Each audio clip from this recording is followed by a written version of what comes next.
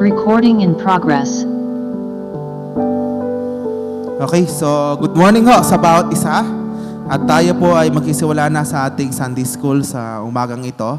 Sa ating unang bahagi na ay patuloy tayo sumamba ngayon sa pamamagitan ng pag-aaral ng ating mga salita ng Diyos. As we begin our wonderful morning for our Sunday School, ay umawit muna tayo para sa ating Panginoon. Let's sing our song this morning, I Am Resolved.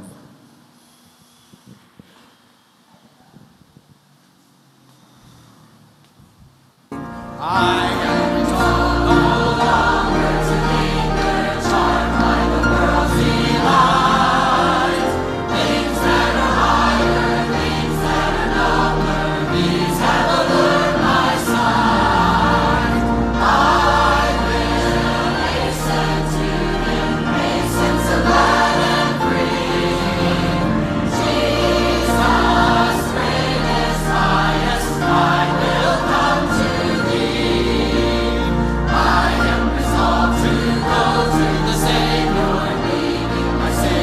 strive. He is the true one, He is the just one, He hath the words of life. I will hasten to embrace Him so glad and free. Jesus, greatest, highest, I will come to Thee. I am resolved to follow the Savior, faithful and true each day. Heed what He saith, do what He willeth, He is the living way. So I will hasten to embrace Him so glad and free. Jesus, greatest, highest, I will come to Thee. On the fourth verse, I'm resolved. I am resolved to enter the kingdom, leaving the paths of sin. Friends may oppose me, foes may resent me, still will I enter in. I will hasten to embrace Him so glad and free. Jesus, greatest, highest, I will come to Thee. I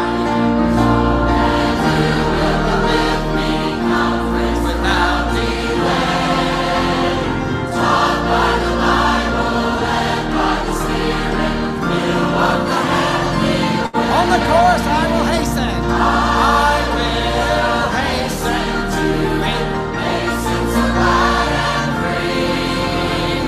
Jesus, greatest, highest, I will come to Thee.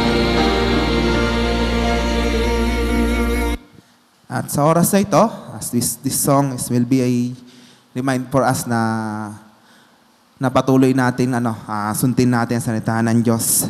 And this is our resolve this morning as He will teach us again by His word sa umagang ito. And we thank God for the teacher na gamitin niya. But before that, ay magbukas tayo sa panalangin muna before we begin our Sunday school lesson. Let's pray. Father God, nagpapasalamat po ako sa umagang ito na kami ay pinagbuklod at pinagsama-sama nyo sa iyong bahay-sambahan muli. Para muli kaming sumamba at magpuri sa inyo, Panginoon, sa aming pagkisiwala ng unang bahagi ng aming pagsamba. Tanggapin niyo muli ang aming sarili, Panginoon, bilang haing buhay, Panginoon. At ganoon din, Lord, sa aming pagsamba ngayon sa mamagitan ng pag-aaral ng iyong salita. Sa tulong ng Banal na Espiritu muli, Panginoon, dalhin niyo muli kami sa katotohanan nito. At magpakumbaba kami, Panginoon. At maging kalaguan namin to spiritually. At ganoon din ang iyong guro na gagamitin niyo rin po, Panginoon. Pagpalaan niyo rin po, Lord, ng karunungan at gabay ng iyong Banal na Espiritu sa pagtuturo sa amin. Purihin ka sa kabutihan niyo at sa anumang pagkukulang at pagkakasala na gawa namin sa inyo. Panginoon, patawarin niyo kami. Linisin niyo kami sa harapan dahil ang aming Diyos na nasa gitna namin ngayon, Panginoon, ay banal, Panginoon. Kaya Lord, pakabanalin niyo po ang oras pakabanalin niyo po kami dahil ang aming Diyos na sinasamba ngayon, Panginoon, ay banal. Pagpalaan niyo po ang araw na to at purihin ka, Panginoon, sa umagang ito. Ito lang ay samot dalangin sa pangalan ni Jesus. Amen. So, bigyan na po natin ang Sa oras na to at sa ating guro ang ating Sunday School. Thank you. Good morning po to everyone. Ayan. So, bago tayo mag-proceed with the next lesson, let's have a few recap or review of the previous lesson. Okay? So, we are still on, this is the last lesson on our church discipline series. Okay? So, let us read Matthew chapter 18 verses 15 to 17. Yan, if you have your Bibles with you, yan, sundan nyo na lang po sa inyong mata. Moreover, if your brother sins against you, go and tell him his fault between you and him alone. If he hears you, you have gained your brother. But if he will not hear you, one or two more, that by the mouth of 2 or 3 witnesses, every word may be established. And if he refuses to hear them, tell it to the church. But if he refuses even to hear the church, let him be to you like a heathen and a tax collector. So the last time our teacher Ira discussed the process of the church discipline. Okay? So ang first step ay for you to have a private correction or conversation between the offendee and also the offender. Okay? And then, binigyan tayo doon na we have to, the conversation, we have to approach it with self-awareness and humility and approach it with a heart that is ready to forgive. So that is for the offendee, okay? Or yung sa na-offend. And for the offender naman, in the private correction, you have to listen and accept. And you have to recognize the sin that you have conducted and then repent from it. Okay? And then, if hindi siya nasettle with the private correction or conversation, that's when you go with the small group involvement. Okay? Na based din sa Matthew chapter 18 verse 16. And then kapag hindi pa rin siya involvement, that's when you have to bring it before the church. Okay? So that is guided by Matthew chapter 18 verses 17 A. Okay? And then, if wala talaga, if he still refuses, or if he or she refuses to repent or confess sa sin niya, the church has to treat him as an outsider. That is in Matthew chapter 18, verse 17b. So sabi dyan, let him be to you like a heathen and a tax collector. Okay? So now as we proceed with our topic, let's open our Bibles in 1 Corinthians chapter 5, verses 1. Sige po. Sino po ang gusto magbasa?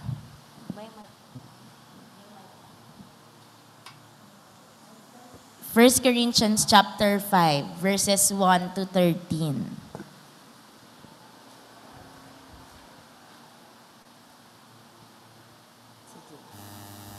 Sige po, kung sinong gustong mag...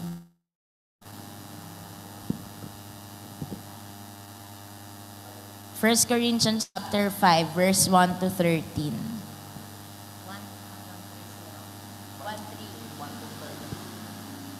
13, 1, 3.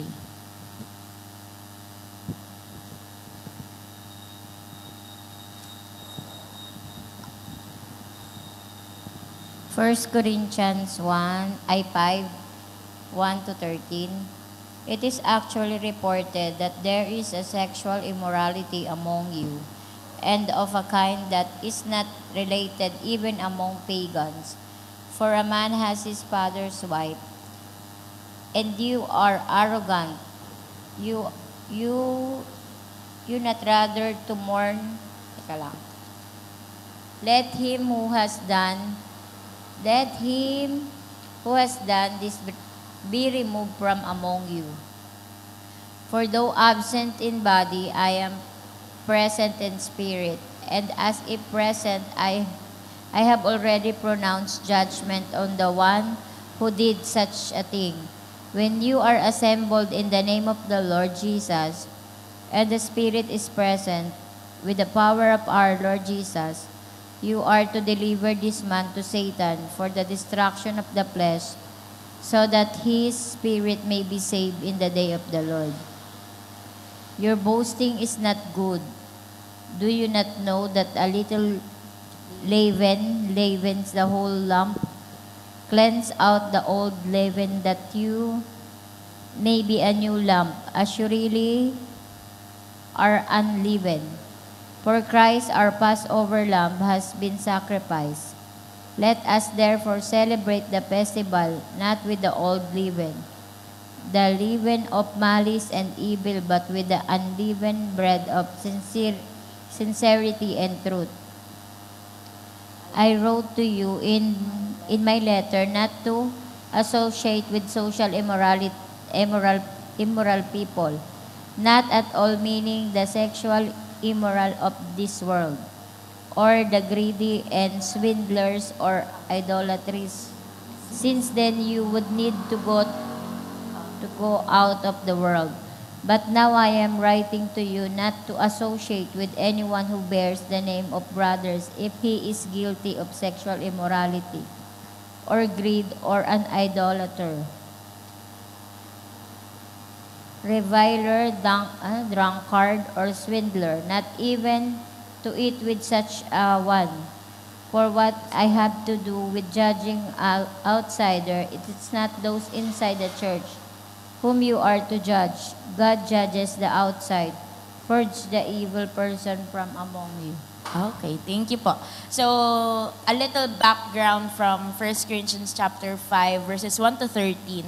So, si Paul, okay, nagsulat siya ng letter to address yung problem inside the Corinth church. Okay? So, from verses 1 and 2, in-address dyan ni Paul na merong nangyayaring sexual immorality sa loob ng simbahan nila. Okay? That yung sin na yon or yung sexual immorality na yon, na kahit yung nasa labas ng church ay hindi yun tinotolerate or hindi siya accepted. But, bakit sa loob ng simbahan ng Corinth, it is tolerated? Bakit siya tinatanggap lang or parang baliwala lang sa kanila yung sin na yon? Okay? And sinabi niya doon na bakit instead of taking action doon sa immorality na yon, bakit parang wala silang ginagawa, na proud pa sila na okay lang yon, okay? Na may nangyayaring ganon. Dito sa verse 1 and 2, dyan natin makikita yung kung paano sila nagtuturn blind eye dun sa sin na nangyayari sa loob ng simbahan nila. Ang based dun sa nabasa ko, kaya okay sa kanila na merong sin inside the Corinth church because sa isip nila, dahil pinatawad na sila ng Panginoon, they are redeemed, they are forgiven for their sins, future sins, sa dati nilang sins, sa lahat ng kasalanan nila, they thought na ayun na yung past nila na meron silang liberty to do sin or to commit sin kasi nga napatawad na yun ng Panginoon. So ayun yung thinking ng mga nasa Corinth church. Kaya hindi nila ina-address itong nangyayaring sin sa loob ng simbahan nila. And then by verses 3 to 5, diyan nagbigay ng judgment si Paul. Okay?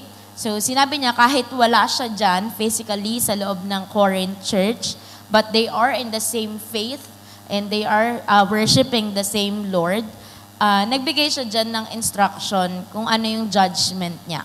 So, ang sabi niya dyan, you have to hand them over to Satan for destruction of the flesh, so that his spirit may be saved on the day of the Lord. So, itong act na to, or this judgment, some the individuals, ini-interpret nila to as the excommunication from the church. So, pinapatanggal sila sa church. But, itong statement ni Paul, itong judgment niya, this is not to formally exclude the individual from the church. This is just to shock the individual or para malaman niya na ito yung consequence ng sin mo. Okay? But that is not meant to be just a mere punishment. But yun yung parang magiging motivation nung offender para mag-repent siya. Okay? Kumbaga, ayun yung magiging rason niya to repent. And by verses 6 to 8 naman, diyan nagbigay si Paul ng example. Ang ginamit niya ay yung metaphor of the leaven or yung yeast. So sabi niya dyan, kapag naiwan mo yung leaven, okay, pwede siyang, pag sinama mo siya dun sa unleavened, may leaven ka, may unleavened ka, pag pinagsama mo sila sa isang lugar, and then iniwan mo lang siya ng matagal, pagbalik mo, leavened na sila lahat. Okay? Makukurap niya na din yung iba na unleavened. So, pinaalala niya sa kanila, sa Corinth Church, na unleavened na kayo. Bakit meron pa rin sa inyong leaven, tapos pinapabayaan nyo lang, and pag pinabayaan nyo siya, makukorrupt na yung buong simbahan ninyo. Okay?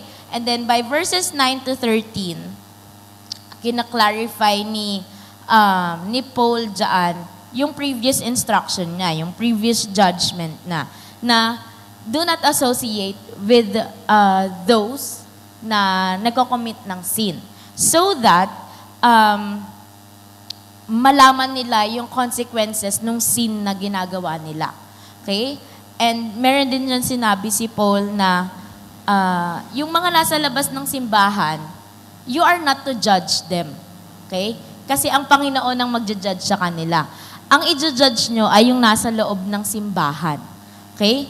Kasi it is your responsibility or it is our responsibility to keep the purity of our church or the purity of the community inside our church. So, ang command ni Paul dyan is to purge the evil person among you. Yung nasa loob ng simbahan natin. Yung nasa labas, wala tayong, we are not to judge those outside of the church. Mga nagkakasala na hindi naman kasama sa simbahan natin or hindi sila of the same faith with us or hindi sila involved sa community natin. So it is important then to understand that in church discipline, hindi lang naman to for you to be punished. Okay? So this is a reflection of God's attributes or God's characters. Na when you are disciplined, dyan mo mas makikita itong aaralin natin ngayon ng mga characters of God. Okay? And also, it is a challenge for our church then that when we are performing or conducting church discipline, these attributes of God should be present when approaching the church discipline. So, bakit kailangan na makita or ma-reflect natin yung attributes of God when we are performing church discipline? Because in church discipline, the attributes of God will reflect it in the dealing process. So, mas masusunod natin yung proseso ng Panginoon in discipline than the human vindictiveness. So, ang human vindictiveness, ito yung based sa Merriam-Webster, okay? Ang vindictiveness, it is a person's desire for revenge or vengeful spirit. It is the quality of seeking harm to someone because you believe they have harmed you. So, ayun yung pinagkaiba niya. So, kung you are performing church discipline with God's character reflecting on it, mas yung discipline niya or the consequences of the discipline it is more for restoration. Kapag sinundan naman natin yung sa labas or yung view ng tao in dealing with discipline, ang unang papasok sa isip natin is to make revenge or to perform kasi sinaktan niya ako dapat masaktan din siya. Hindi yung parang okay siya, tas ako yung hindi. Okay? Ayun yung vindictiveness. So, yung human vindictiveness, nakakarakterize siya ng high emotion na ayaw mo magpatawad hanggang hindi siya nasasaktan or hanggat hindi niya nararanasan yung suffering na naranasan mo. Okay? So, basically, in short, ayan, so vindictiveness ay more on seeking revenge or getting even. Gusto mo pantay kayo ng maranasan. Okay? Nung naka-offend sa'yo. And, ayan, yung vindictiveness is from the Latin word vindicta. Yung direct translation niya is revenge. Okay? So, let this be a reminder that church discipline is not about punishment. Okay? Or self-righteous judgment. But it is a process na nagre-reflect ng God's love, holiness, God's mercy, God's grace, and His justice. Okay? So let's proceed with the attributes of God.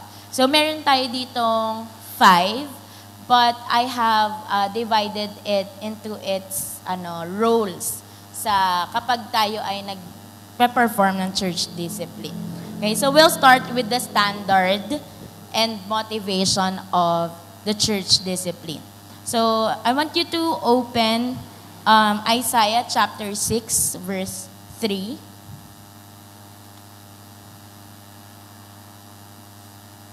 And then yung iba naman po, open nyo sa 1 Peter chapter 1, verses 15 to 16. Isaiah 6, verse 3, and then 1 Peter chapter 1, verse 15 to 16. Ayan. So for Isaiah chapter 6, verse 3, and one cried to another and said, Holy, holy, holy is the Lord of hosts. The whole earth is full of His glory. So, dito sa verse na to, pinapakita sa atin that yung supremacy ng holiness ng Panginoon. So, God is pure and powerful that it fills the whole earth. So, His holiness, so overflowing siya.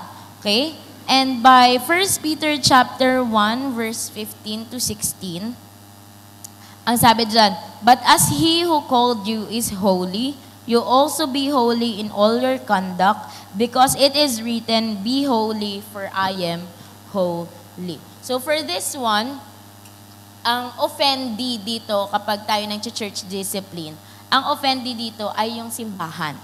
Okay? Kasi we are to uphold the purity of our church or our community.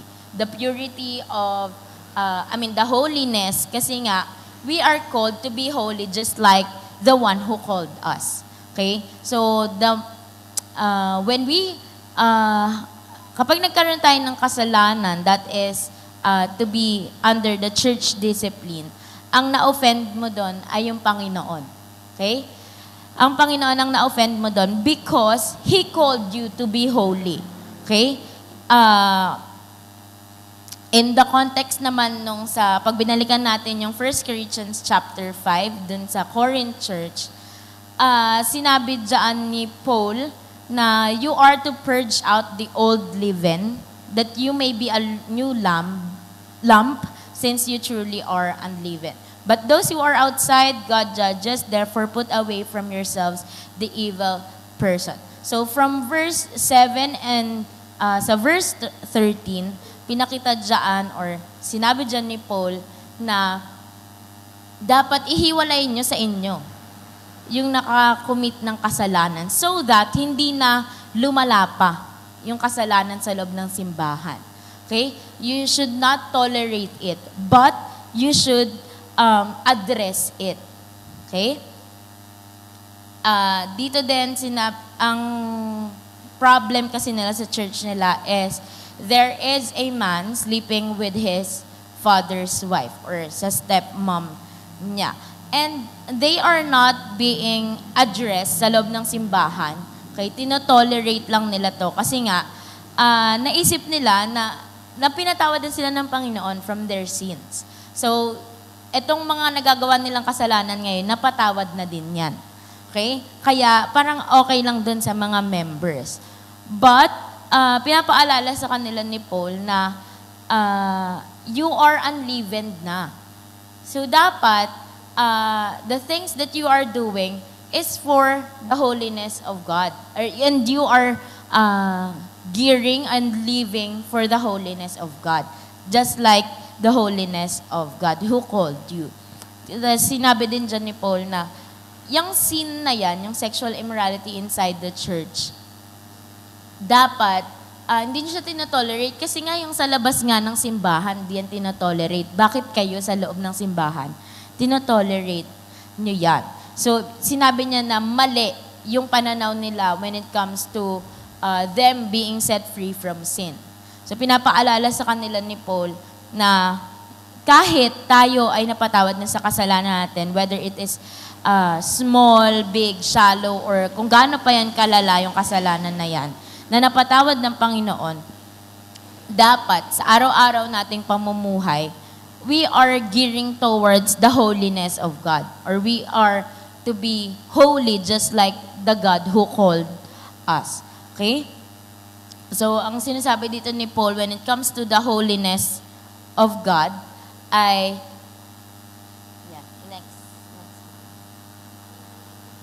ayan. So, the church, kailangan natin i-maintain yung purity ng simbahan natin. Okay? So, ang guide ni Paul dyan sa atin is to purge out the old leaven. And then, you have to put away from yourselves the evil person. So, you have to separate yourselves from them.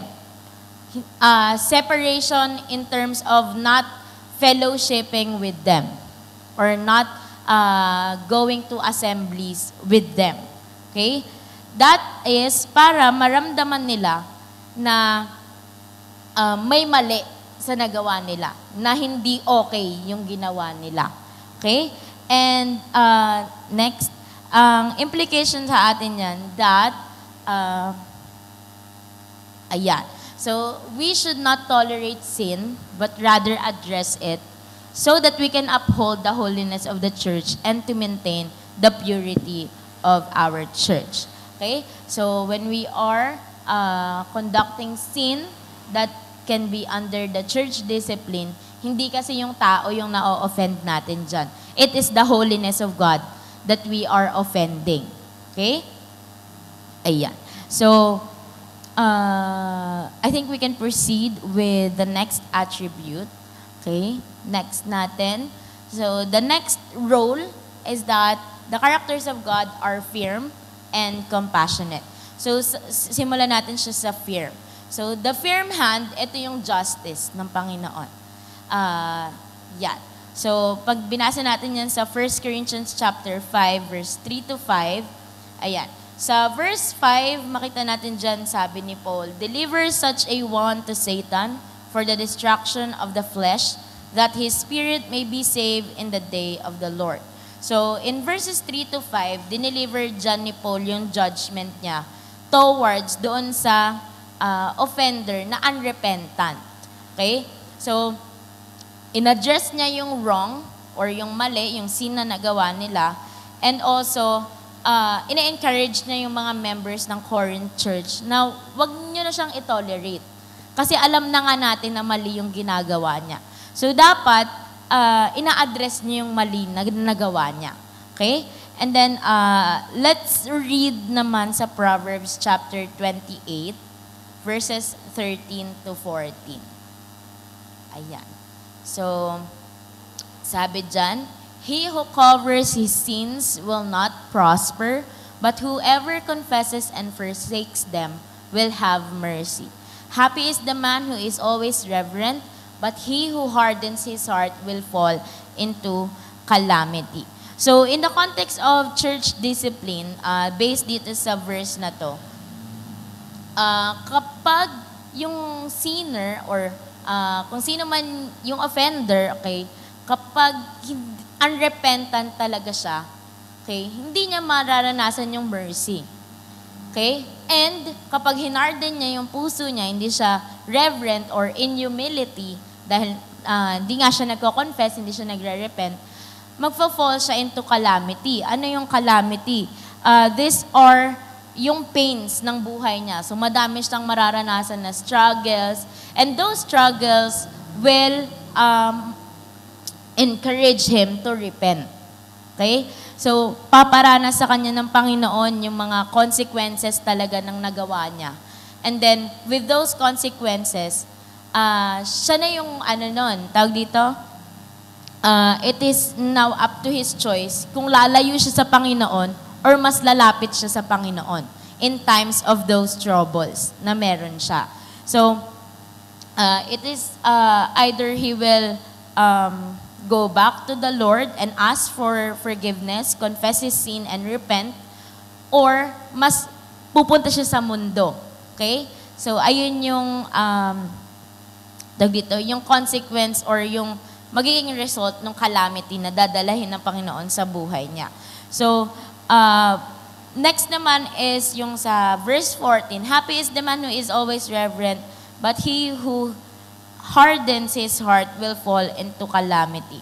So, eto, hindi lang siya reminder for the offender, but also a reminder for the offendee. Okay? So, ang sabi dito, since dapat nga we should address the wrongdoings and we should judge it justly. Just like kung gaano ka-just yung Panginoon natin. So, yung, for example, alam mo na nagkakasala siya, pero pinagtatakpan mo pa siya na, hindi yun ganon. Okay? Dapat, mas binibigyan mo ng, dapat mas pinapakita mo or pinapa-realize mo sa kanya na mali siya. So that he can, so that the church can label the sin kung mali ba siya. And then kung mali yung ginagawa niya talaga, we should apply the consequences of that sin. Or that is nga, ma-under sila sa church discipline. But in severe cases na unrepentant talaga yung offender, magkakaroon siya or ang result niya ay yung spiritual decline. Okay? Ayan sabi dyan, he will not prosper. Okay? Mas mahirapan siya kasi nga madadalhan siya ng calamity sa buhay niya. Next. Ayan. So, the implication for kanina, ayan, we should reflect God's justice. Kanina, sa holiness, we should address the sin or the wrongdoings. And then this one naman for God's justice, the character of God as just, okay, na-address na natin yung sin with His holiness, and now we have to make the offender or yung nakagawa ng kasalanan to be accountable doon sa sin na nagawa niya. Because every action has its consequences. Okay? Ayan yung pinapakita sa atin ng Panginoon. Just like sa atin when we are saved. Okay?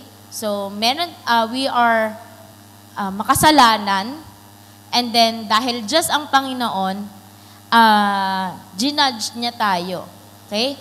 But with His love, ayan, papasok na yung next na character ng Panginoon. But with His love, pinatawad niya tayo. At hindi niya lang tayo pinatawag, but He also called us to be holy just like Him.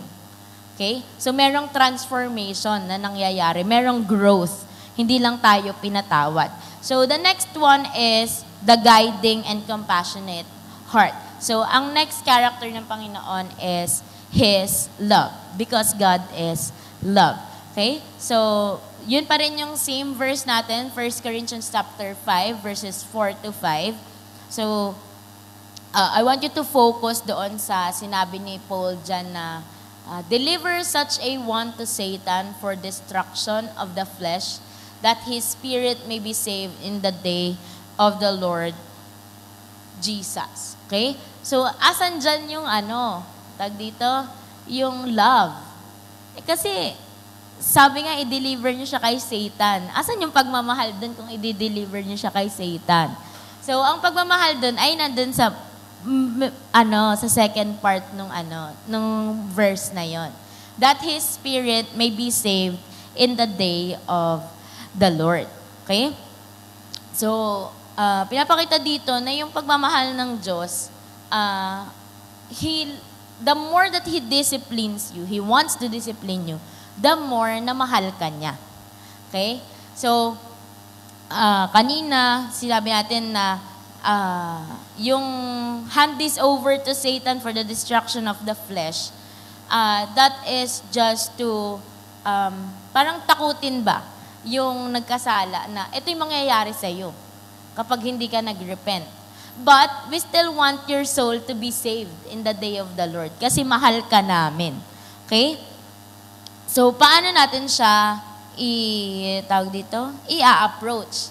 Okay? Kung mahal natin siya, but we also want Him to realize na may punishment yung ginawa mong action. Okay? So, dyan ang papasok yung Galatians chapter 6, verses 1 and 2.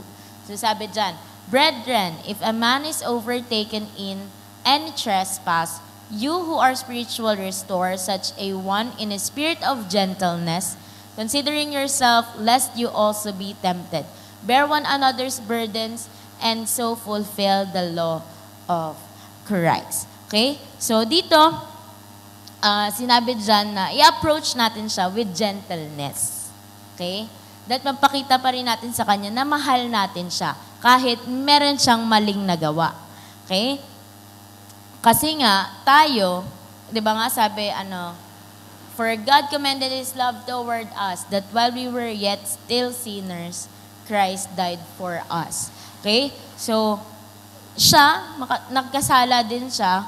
So, tayo, bilang anak ng Panginoon, dapat we have to show Him love pa din. Okay? Hindi yung husgahan na natin siya. Magtatapos tayo din sa justice ng Panginoon. Hindi tayo magtatapos din sa judgment.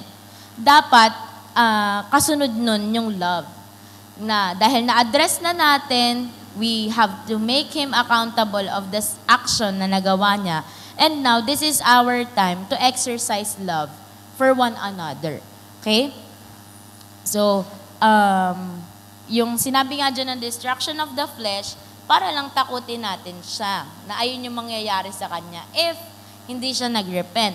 But, kapag nag-repent naman siya, this is the time that we have to approach him with gentleness. Okay? Kasi fragile nga siya. Kaya sinabi dyan na kapag i-approach natin yung tao na yung offender, okay? So dapat hindi tayo yung self-righteous, o mali ka kasi ano ka eh. Ganyan ka kasi, kaya nagkamali ka eh, na-tempt ka, ganyan ka kasi. Ganyan. So hindi tayo dapat ganon. So dapat with gentleness. Dapat yung action natin towards the offender ay rooted in love. Okay? Kasi gusto natin siya na magbago o kaya mag-repent siya. And also, ang aim talaga natin ay yung judgment, yung accountability na binigay sa kanya, ay mag-root siya sa pagmamahal pa rin natin. Kasi ang hope natin sa kanya is to be restored. Hindi para lang ma-punish. Okay? So, hand in hand yan. Yung justice tsaka yung love ng Panginoon. Just siya kasi paparealize niya sa iyo yung punishment of the sin that you have committed. But, mapagmahal din yung Panginoon. Bibigyan niya ikaw ng isa pang way out. You choose between one to another. Kung gusto mo yung punishment lang, di wag ka mag-repent. Okay? Sarilinin mo, itago mo, so that you cannot prosper. Sabi nga sa Proverbs 28. Pero kung gusto mong, if you confess and repent from the wrongdoings, okay, doon papasok yung love ng Panginoon. And then, ang mangyayari niyan, yung justice ng Panginoon is for correction. Okay? Corrective siya. Hindi siya para masira ka. It is corrective, not destructive. Okay? So, sa church discipline natin, dapat makita dyan yung pagmamahal talaga ng Panginoon. Kasi nga, di ba, sabi niya sa Bible, those na mahal niya, dinidiscipline niya. Yung mga hindi niya mahal, hindi niya yan dinidiscipline. Okay? Sinabi din dyan sa 1 John 4 verse 8. Yan. Anyone who does not love does not know God, because God is love. Okay? Since God is love, so every action na gagawin natin sa loob ng simbahan, dapat pinapakita nun yung pagmamahal ng Panginoon. Okay? Paano pag may nagsabi, just yung Panginoon, kaya judgment ang papakita ko sa Kanya. Okay? Ang sabi ng Panginoon dyan, kung hindi ka mapagmahal sa kapwa mo, you are sinning din. Okay? Kasi nga, you are to love your enemies, you are to love your neighbors more than yourself. And you also have to love one another. Okay? So, dapat when we are performing church discipline, hindi lang siya puro judgment. Dapat punong-puno din siya ng pagmamahal kasi we hope for that individual to be restored in Christ. So, kung nagkamali siya, meron pa siyang chance or tutulungan natin siya to go back to His feet and follow Jesus more. Okay? So, yung growth, yan. So, dapat kapag nag-repent siya, inaccept niya yung kasalanan niya, nag-confess siya with the wrongdoings, na-address na natin siya, alam niya na yung punishment, alam niya yung gagawin niya. So, it is now the role of the church to show him love. Okay? Na okay lang yan, lahat naman ng tao nagkakamali, di ba? Tama. Okay? Lahat tayo ay natitempt. Lahat tayo ay prone. Kasi hindi naman tayo Diyos. So, kahit nga si Jesus, di ba, tinitempt din siya. Paano pa kaya tayo? Okay? So, it is now our time na i-approach natin siya with gentleness. Hindi yung huhusgahan natin siya na nagkasala siya. Hindi na natin siya papansinin. Hindi na natin siya ganyan. But, ayun na yung time for the congregation or for the church na ipakita sa kanila na, okay, nagkakamali tayo, but it is the action that we do afterwards. Pagkatapos natin magkasala, ano yung gagawin mo? Lalayo ka sa Panginoon o mas lalapit ka sa Panginoon para ma-restore ka? Okay? And ang implication sa atin yan that when we are performing church discipline, hindi lang siya for punishment. It should be rooted in love. Okay? Pag nagdi-discipline tayo or pag naglalagay tayo ng tao under disciplinary action, ang goal natin ay hindi siya parusahan. Ang goal natin ay ma-restore siya. Okay? Na mabalik siya doon sa track na dapat na tinatakbo niya, which is to be holy, just like the God who called him, and to live righteously, sabi sa Titus. So, dapat tuloy-tuloy siya kasi tinawag na siya ng Panginoon. So, he may stumble, pero nandyan yung mga brethrens niya to help him stand up and to be restored. Okay? Next, yan. Proceed tayo with God's grace. Ayan. Sige. So, for God's grace, hand in hand naman sila nito ng mercy. So, mercy and grace. So, ang role naman ng mercy and grace ay, it is the path for restoration. Or ito yung way natin for restoration. So, punta tayo muna sa mercy. Okay? So, dun pa rin tayo sa Proverbs chapter 28 verse 13. Kaya, di ba sabi dun, kung hindi siya nagko-confess, he will not prosper. But, whoever confesses and forsakes them will obtain mercy. So, yung mercy, ito yung compassion ng Panginoon and yung willingness ng Panginoon to forgive. Kaya nga lahat tayo, di ba, nakatanggap tayo ng mercy ng Panginoon. So, kapag may mercy, yung supposedly na judgment sa'yo, ay natatanggal siya. Kasi merciful yung Panginoon. So, papakita sa'yo kung ano yung punishment mo, pero, kapag nag-confess ka, merong restoration na nag-aabang sa'yo. Okay? Hindi lang siya natatapos sa punishment. Okay? So, kapag nag-confess na yung offender sa kanyang kasalanan, kasi kapag hindi pa siya nagko-confess, ayan, so, ang role natin as a church is to separate him. Para ma-realize niya na ayun yung mangyayari sa kanya kapag patuloy niyang pinili yung kasalanan na ginagawa niya. Okay? So, hindi tayo makikipag-fellowship muna sa kanya hanggat hindi siya nagre-repent. Okay? Para ma-realize niya kung ano yung kabaliktaran or yung mawawala sa kanya kapag patuloy siyang gumagawa ng kasalanan na yun. But, the time or the moment na nag-confess siya, it is our role to embrace him in God's mercy. Okay? Na mapatawad siya ng Panginoon, tutulungan natin siya na yung steps para ma-restore siya, ma-restore din yung fellowship niya with the church, and ang pinaka-goal talaga natin is yung spiritual healing and spiritual growth niya. Okay? So, ang church discipline kasi is the process of dealing with the actions, consequences for sin justly, na may justice. Okay? But the ultimate goal is always to lead the sinning individual to confession and para mag-repent siya so that he can experience God's mercy. Okay? Sabi nga sa James chapter 2 verse 13, for judgment is without mercy. So kung hindi ka magka-confess, judgment lang yung matatanggap mo.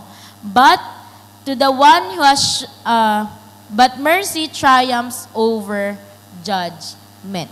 So when we addressed the wrongdoings, we made him accountable of his wrongdoings, we had showed him love na the church discipline or yung disciplinary action sa'yo ay to restore you. Okay? And it is now our time na iparealize din sa kanya na hindi matatapos sa punishment lang yung disciplinary action. Ang goal talaga ng disciplinary action is for you to be restored. Okay? Magkaroon ka ng spiritual healing, spiritual growth. Okay?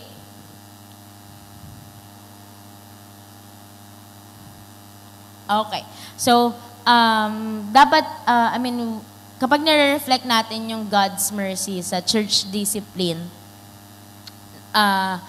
ayun yung door for him na mag-repent.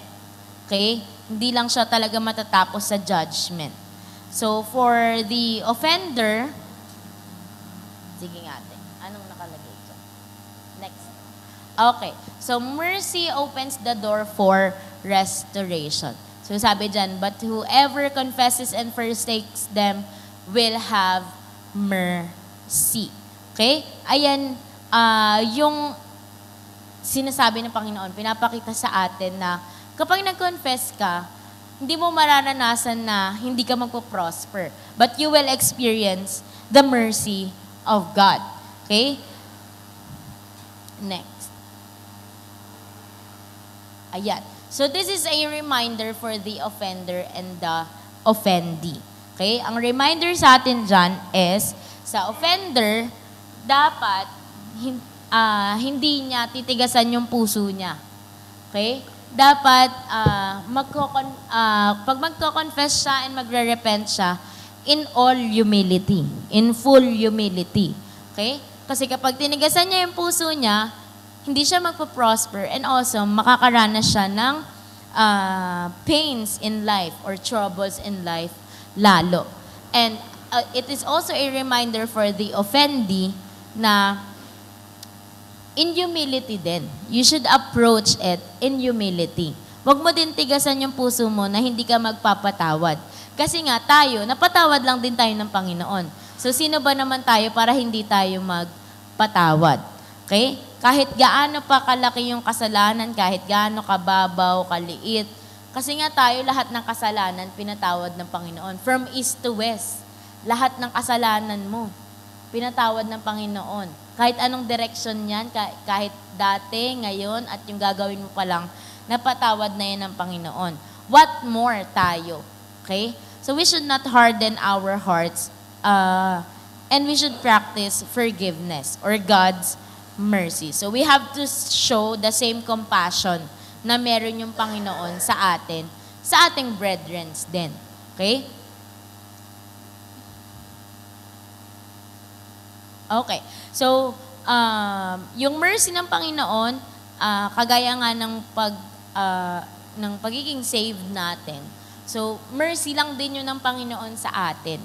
Na instead of having the wages of sin, that is the death or yung punishment ng sin, yung kabayaran ng kasalanan is sin. But with God's mercy, meron siyang gift. Okay? Ang gift of God is eternal life. Okay? So meron pa rin siyang mercy sa atin. Hindi siya natapos na doon kayo, magkasala na kayo. Doon kayo sa kamatayan. Okay? So, pinakita sa atin ng Panginoon na we can be restored. Okay? Because of His gift, because of His mercy, meron tayong opportunity to grow with Him, to know Him more, and to be more like Him. Okay? So, for the offender, mercy provides the open door for the offender to return. Okay? With the mercy, church discipline must not be the dead end. Dapat hindi niya makita na, ay, nahusgahan na ako. Diyan na lang ako. Okay na ako dyan. Nahusgahan na ako eh. But, with God's mercy, dapat mapakita natin doon sa offender na meron ka pa ring opportunity to repent and for forgiveness. So, meron mang consequences yung action mo, but those consequences is for you to realize and to be encouraged na you have to repent, pagsisihan mo yung kasalanan na nagawa, and then ang mercy sa'yo ng Panginoon or the mercy that is being shown to you ay yung restoration. Tutulungan ka ng mga members ng simbahan to be restored. Okay?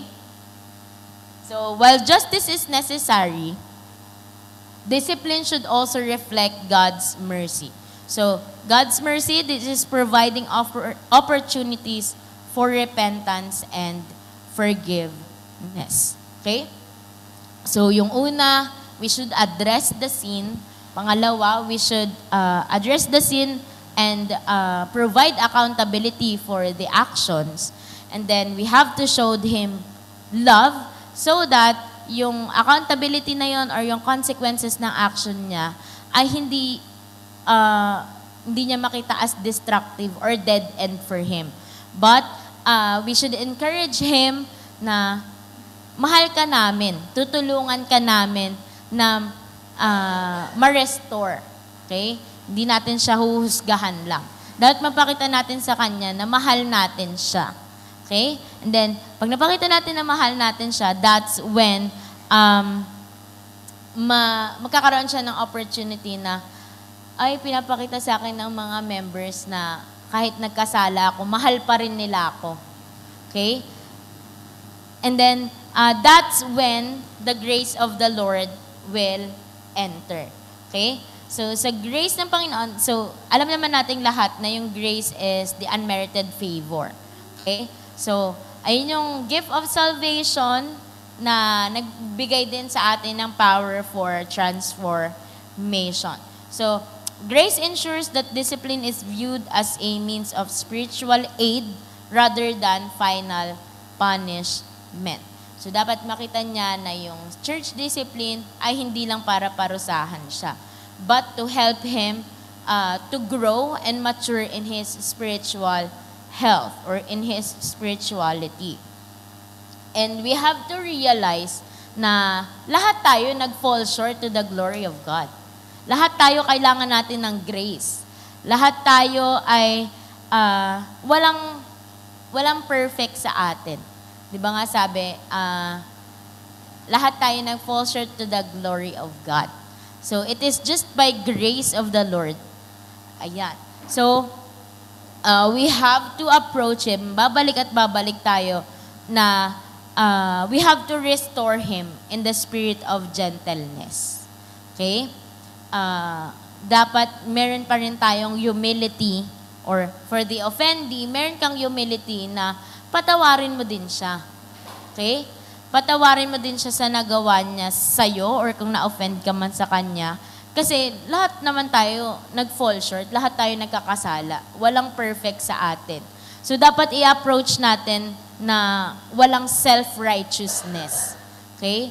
Lahat tayo nagkakasala. So, dapat we approach it in humility pa din. Mapagkumbaba. Paano naman yon? Ako na ngayon na-offend, ako pa yung magpapakumbaba. Ibig sabihin, dapat makikita pa rin sa'yo yung pagmamahal ng Panginoon. Okay? Kaya ka na-offend, maybe the things na ginawa ay grave siya or malalim, malaki, nasaktan ka talaga. But, doon dapat makikita yung mercy ng Panginoon sa'yo. Dapat mamahalin mo pa rin siya. Ang hirap nun, di ba? Sabi nga sa Bible, love your enemies. So, kahit anumang nagawa niya sa'yo, dapat meron at meron pa ding humility sa puso mo na kaya mong magpatawad. Okay? Kasi pinatawad lang din tayo ng Panginoon. And then for the offender naman, this is your chance for transformation. Okay? Yung redirection sa'yo is to be transformed. Okay? So grace is not just forgiveness, it is the power to live righteously.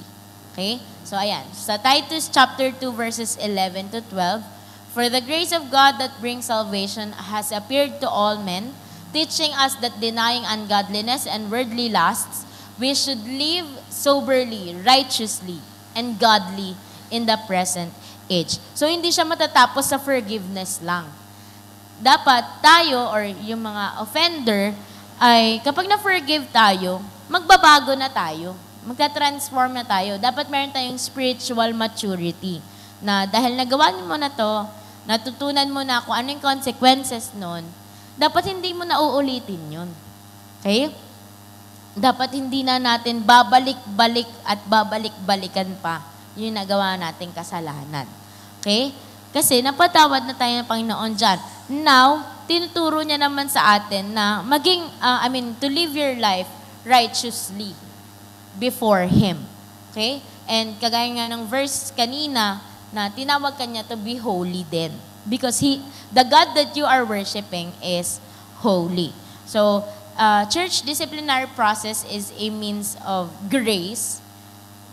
Kasi ang design ng church discipline is not to make judgment, but to redirect yung life or yung course ng buhay ng offender towards holiness, towards growth, towards transformation.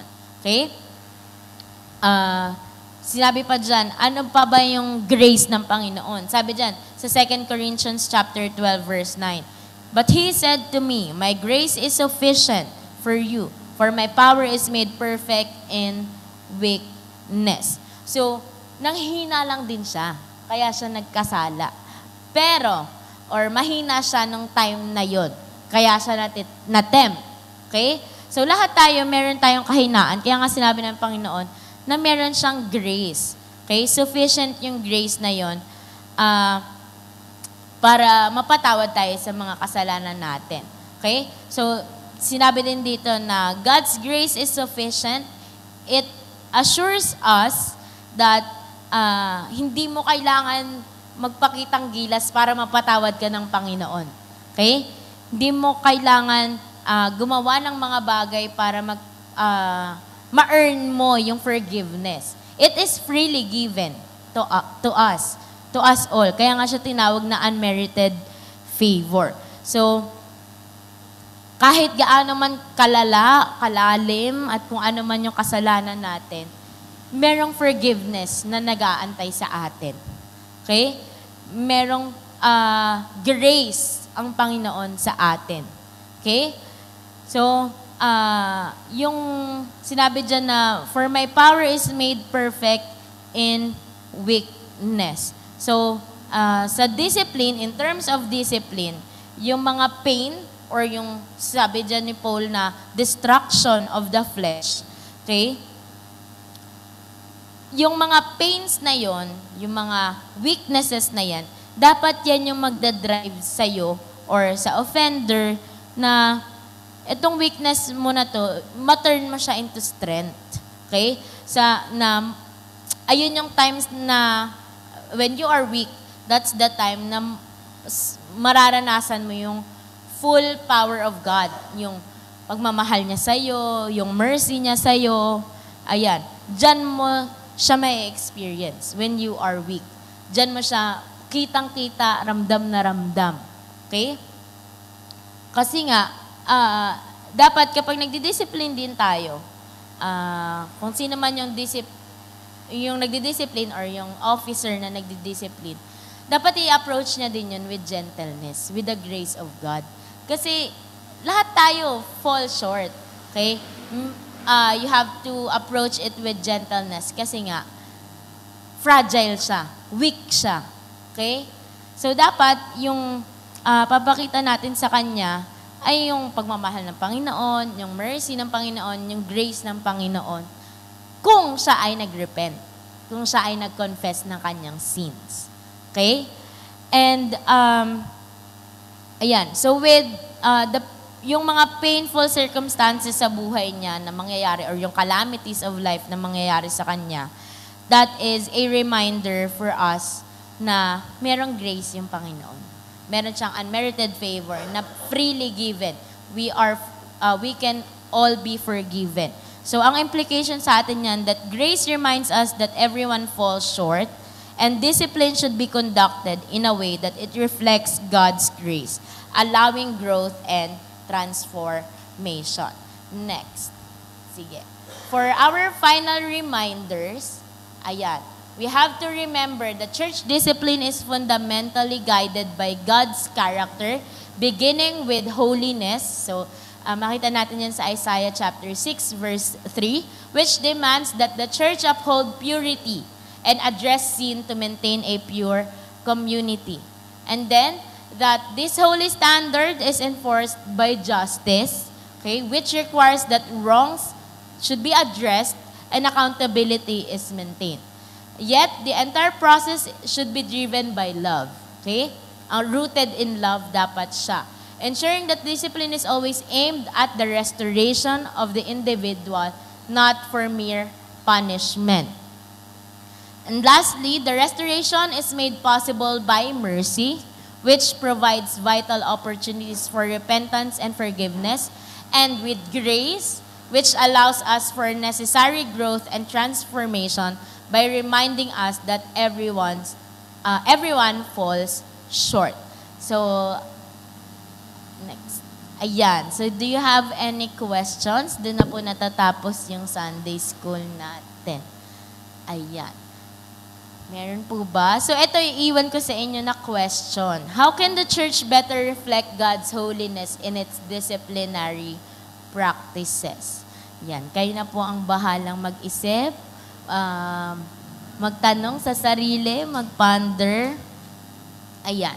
So, if we do not have any more concerns, I think we can pray first. Okay? Let's pray. Lord God, our loving Heavenly Father, we praise and thank you, Lord, for today. We thank you for the message of your word. Thank you, Lord, for reminding us again of your attributes that we should reflect it in our lives, especially in loving our brothers and forgiving our brethren and also loving our enemies. Thank you, Lord, for this that you have reminded us for all the things. May you keep these words in our hearts and all these things we pray in Jesus' name.